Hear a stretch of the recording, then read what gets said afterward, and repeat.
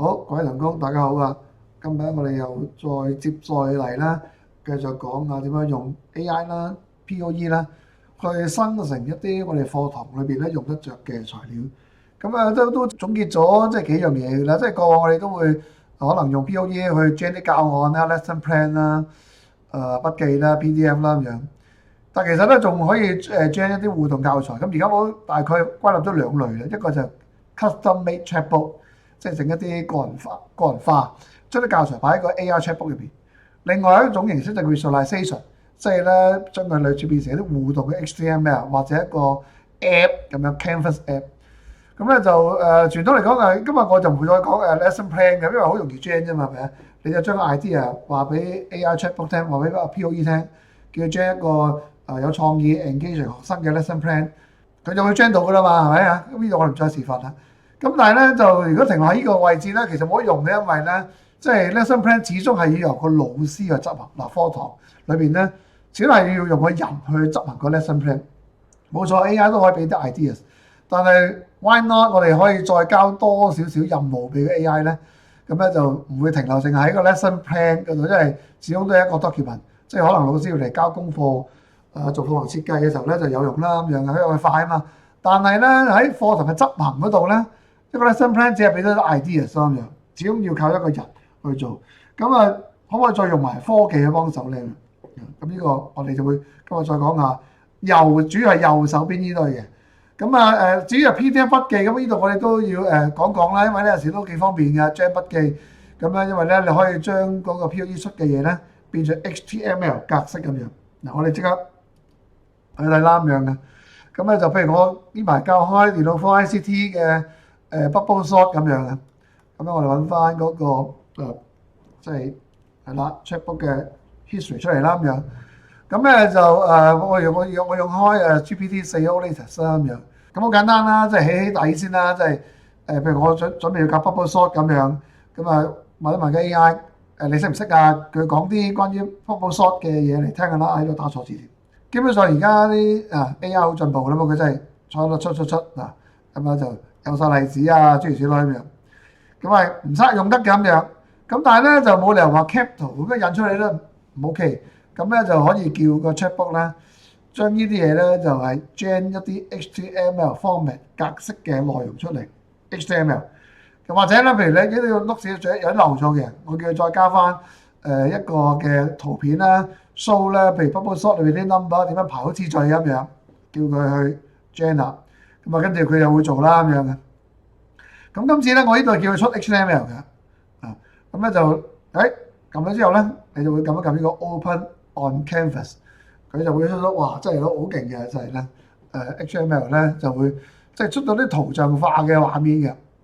咁呢度佢出咗bubble sort 兩個 pass 啦，咁咧就好似會漏咗之前第一次問問題嗰啲筆記喎，咁所以咧呢度咧有時佢都會漏㗎，佢淨係答咗第二條問題嘅答案，第一條問題呢個會漏咗，咁我要佢再加翻啦，佢 notes 咧應該 include 翻咧之前我哋講 bubble sort 嗰啲筆記嘅，咁咧佢就會加翻落去㗎啦，咁就將，好啦，咁呢個咧就第二次出 HTML，就咁樣啦，咁見到佢啦，有埋呢個即係前面嘅筆記啦，咁啦有埋啲圖，有埋圖像，哇！即係好似寫書咁樣嘅，但係咧都係打2-3個 prompt 嘅啫，咁而且係準確無誤嘅啲內容，真係好準嘅呢個。咁基本上都用得㗎啦，咁樣跟住咧我哋就即係嗱，佢又會有啲解釋啦嚇，有依堆咁樣嘅內容。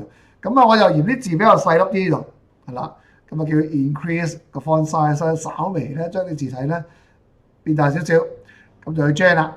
咁樣跟住咧第3個版本放大咗咯喎，咁基本上咧都 OK 嘅啦已經啊。咁我就可以咧將佢 share 嗱，咁你唔使 publish 嘅呢個，因為咧即係可以咧就咁 share link 就得。咁撳呢個 share 掣右上角，因為咧我只係想出一份 PDF 嘅筆記啫。咁咧就跟住咧，我哋開個新嘅 browser tab 啦 ，Ctrl+C，Ctrl+V， 咁咧呢個咧就係啦，嗰個 PDF 嘅 notes 啦，咁啊印出嚟嘅啦，可以 save 翻做 PDF 嘅。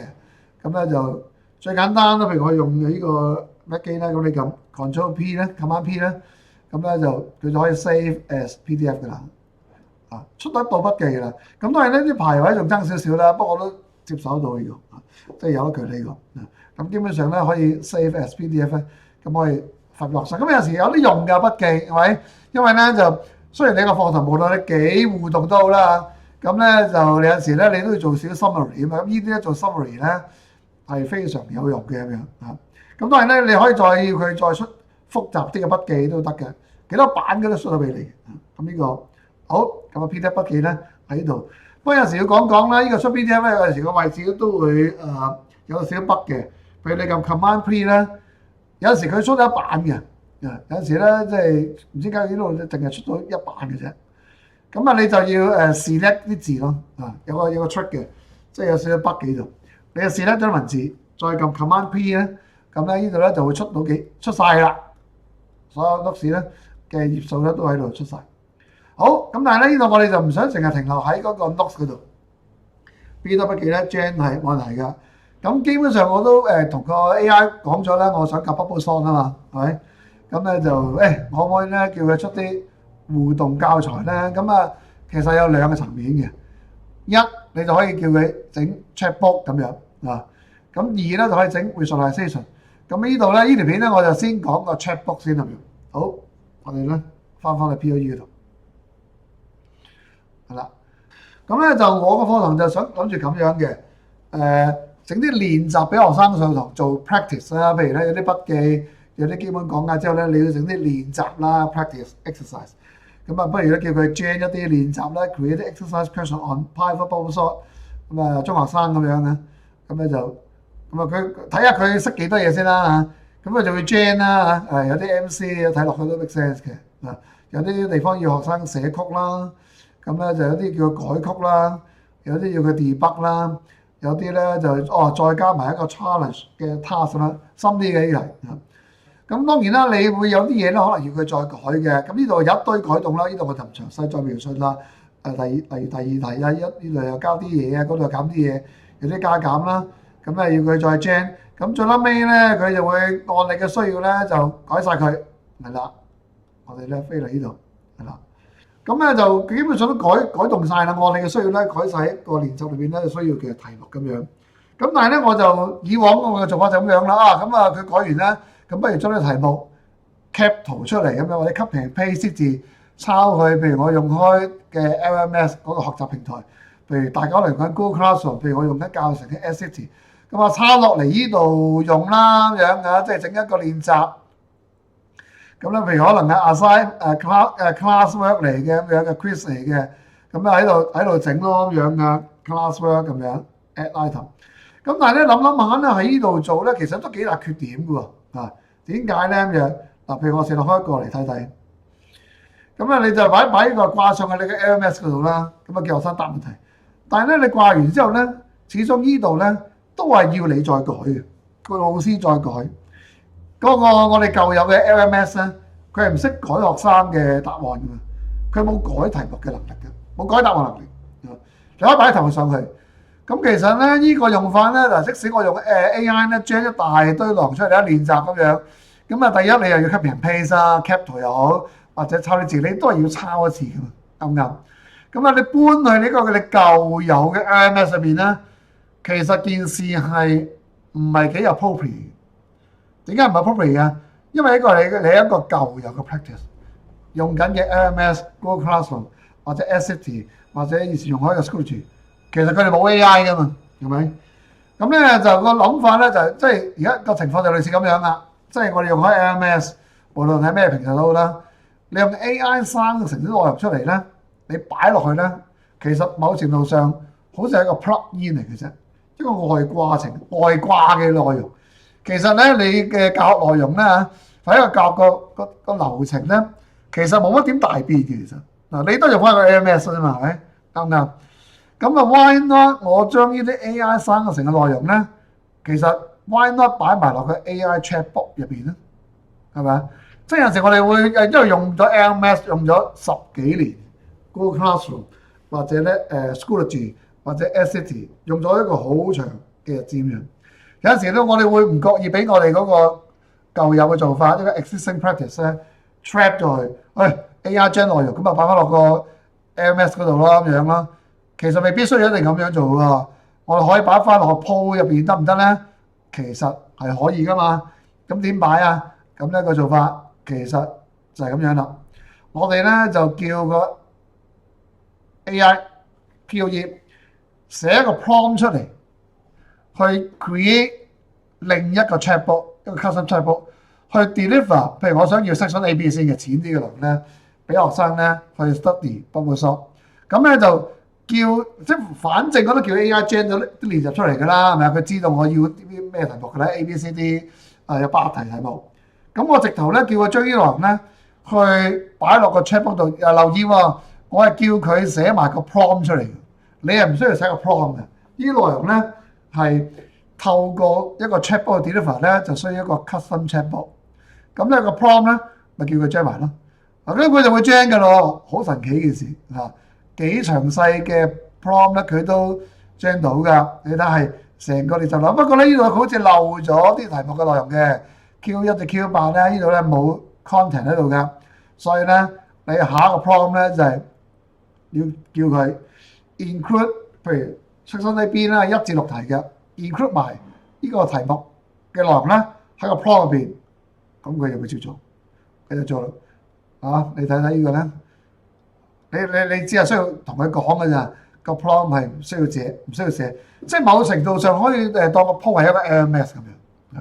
只不過咧，學生答完問題咧，你唔能夠直接收到嗰啲 data 啦嘅答案，因為咧呢個私隱 privacy 問題係咪啊？因為咧 prompt 係 suppose 俾全世界用㗎嘛，佢未必知道你係有老師學生關係㗎嘛，即係用個佢唔知你係學生嚟㗎嘛，唔一定知嘅其實。咁所以你要收集嗰啲 user 嘅數據咧，其實呢度又涉及啲 privacy 問題，咁咧就可能 POE 仲未處理呢個 issue 咯咁樣，所以我哋係冇辦法攞到啲 data， 其實冇辦法嘅，因為仲要涉及另一個好大嘅範疇嘅一啲嘢要處理咁樣。咁但唔緊要啦，無論如何我都可以透過 POE deliver 㗎啦，即係啲題目內容，咁咧佢就會 gen 咗個 prompt 出嚟，係咪？跟住你要做嘅嘢咧，就係將呢堆嘢抄出嚟，係啦。佢其實加埋你點樣整一個 custom chatbot 㗎啦。咁我哋撳3點啦 ，copy message。咁咧你就去翻POE 啦，你就撳 create bot。我哋揀 prompt bot， 其實有兩種嘅，基本上我而家常用嘅第一種係 prompt bot 啦，即係一個 chatbot 啦。頭先咧我哋將啲問題 deliver 嗰種形式咧係一個 prompt bot 嚟嘅。係啦，咁啊，因為你就其實主要將嗰個係啦 prompt 擺喺依個位置，星呢個 Ctrl C Ctrl V， 咁咧基本上都搞掂㗎啦。其實，不過咧有時你要執頭執尾啦，呢啲字眼咧多餘嘅可以 delete 佢啦。咁咧就你睇下有冇嘢需要執啦咁樣嘅。咁咧呢啲我就唔再詳細講。咁但係咧就其實將呢度開始嘅啫 ，You are friendly knowledgeable 乜乜 bot 啫嘛。咁呢啲開頭你都可以唔使要。係啦，咁樣。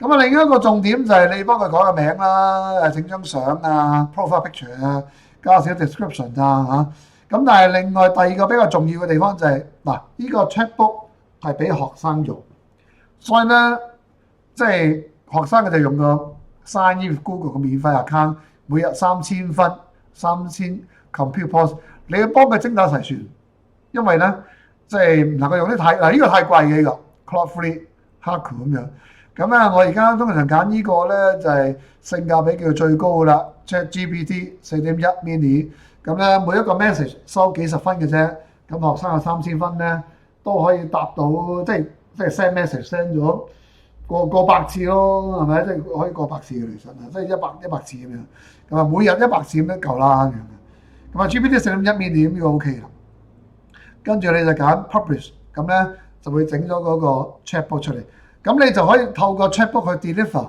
嗰個嘅內容咁樣嘅。咁啊，其實咧用 chatbot deliver 嘅內容咧，比起用呢啲傳統嘅 LMS， 其實個好處喺邊度咧？咁樣好處就係用個 AI 可以同學生互動啊嘛嗱，你將啲 AI gen 出嘅內容擺落個 AI chatbot 度，咁個內容我同學生好似有個 AI 幫手啦，去做個 interaction 咯。傳統 LMS 做唔到噶嘛，你起碼唔識改啦。學生答錯咗 LMS 係唔識回應噶嘛，要個老師親手人肉改噶嘛。但係 AI Chatbot 佢有批改功能嗱，咁呢個咧就係可以話 transform 你個課堂咧一個重要嘅里程碑嚟㗎嚇，因為咧好似代一個虛擬老師咧，即係某程度上 play 到一個虛擬老師嘅身份，補習老師嘅身份，幫學生睇睇佢哋嘅答案啱定唔啱。咁咧就嗱，咁個效果就會係咁樣啦。咁樣我睇翻呢個嘅profile 啦。咁呢個咧就 double shot classwork one 嗱。咁咧整咗多個 chatbot 就係咁樣噶啦。咁咧譬如我就 ready 啦，go 咁樣，佢 deliver 第一題係咪？第一題 what is the meaning 咁啊，學生咪答咯咁樣啊。譬如答錯咗 A 咁樣，佢答 A 錯咁樣嘅。咁啊嗱，個 chatbot 會回應噶嘛？嗱，呢個就係佢最正嘅地方啊！你用一般嘅冇 AI 功能嘅 LMS 咧，係永遠做唔到呢個位置嘅，永遠做唔到嘅，但係有 AI 咧就得啦。咁啊，跟住咧就佢答錯喎，咁啊跟住同學會就你 B 咁樣，咁啊係，咁跟住咧答啱啦，咁啊佢又會讚佢啦。呢啲咧就係你好 tailor make 個學生嗰個學習個 learning pace 嘅，其實佢個學習速度咧就係你完全照顧得到嘅呢個。C 第二題咪答啱啦，跟住咧就如果大家明嘅啦，咁呢個 list 即係佢會幫你去 deliver 個內容嘅一個助教嘅角色。好啦，咁但係點樣收翻學生咧？佢同個 AI 傾偈個conversation 嘅內容咧，右上角 share 呢粒掣，咁咧 share，咁個學生冇辦法，你點都要交呢樣嘢，交條 link 俾我 share entire chat，咁就呢個掣，咁咧就可以即係成個 chat 嘅內容咧 share 翻 link 咧就冇辦法，呢個位交功課都要用 LMS 冇辦法啦，或者Google Chat 或者其他方法咧交翻條 link 咧俾我，咁我唯有睇嗰條 link 嘅內容咯。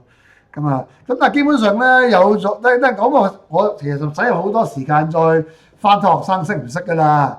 點解啊？因為咧第一浸已經有個助教幫咗手噶啦嘛，個助教幫手 check 噶啦嘛。我其實睇下一個助教有冇教錯咯咁樣。即係咧好搞笑呢件事啊！即係你係咪好似個 supervisor 或者一個 CEO 或者一個老闆，睇下你啲助教有冇教錯咧咁樣嚇。即係呢個好有趣嘅一個嶄新嘅教學方法咁樣。好，咁跟住咧就 Section CD 嘅深啲嘅咧，我咪又叫佢再整多個 chatbot 啦，一樣嘅啫。咁咧就不過呢度我加翻句啦，有陣時咧個 chatbot 咧有時會好心急咧，將個答案講俾學生聽嘅。你有時都要加句乜嘢，就係do not directly give answers to students, instead give hints and encourage them when they are wrong。即係有時呢啲都需要咧，你個教學法咧就唔好直接即係當我出過一個答案嘅提供器咁樣嘅。咁繼續會 gen 啦咁樣嚟處理晒啦，gen 咁跟住咧係啦，你就將呢個 prompt 咧抄落去另一個 chatbot 度咧就得㗎啦。咁咧就你可以叫佢再幫你整好啲嘅，講明係用 Poe.com 呢個嘅平台啦。咁佢有教埋你點做，其實教埋你咧點樣整嘅。咁咧就跟住咧就 copy and paste 搞掂啦。咁就基本上都搞掂㗎咯。咁但係咧就最後尾即係咩咧？而家嗰8條問題啊，最後尾係靠晒個 chatbot deliver。有陣時都想整翻個 hard copy 啦咁樣，咁咧就 PDF 版本，咁所以咧最後尾我呢度都整翻少少將啲題目擺翻一個 HTML 嘅格式 export 翻出嚟，咁所以咧就係筆記都有啲用嘅，其實只要你咁咪會將翻出嚟啦，係咪？咁你就 print 翻佢出嚟咯。咁有陣時咧，即係手頭上有張紙咧，呢個 hard copy 咧或者 soft copy 咧就係唔識喐嘅，但係有陣時咧做 reference 咧都有啲用，溫書係有啲用㗎。咁但係你呢個咧就上堂互動咧就作有限，其實互動咧一定係靠 AI chatbot 去做，或者咧 visualization 咧去做咁樣。咁咧跟住咧就咁你可以印翻出嚟啦，呢啲筆記咁樣。咁另外就啦，即係 Section CD 又出翻筆記啦。咁呢個就係 CD 嘅筆記啦，係啦，你嘅練習。